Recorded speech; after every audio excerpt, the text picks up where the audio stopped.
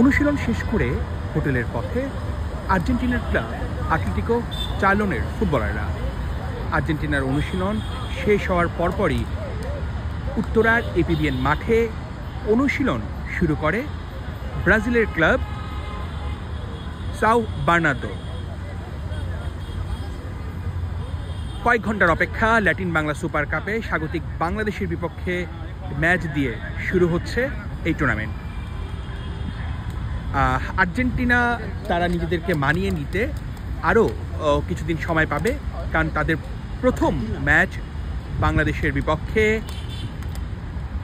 8 December. তো দুইটা দলই তাদের অনুশীলনের জন্য এই উত্তরার এপিবিএন মাঠটাকে বেছে নিয়েছে, আর বাংলাদেশ দল ম্যাচের আগের দিন গোটা দল একসাথে অনুশীলন করছে জাতীয় স্টেডিয়ামে।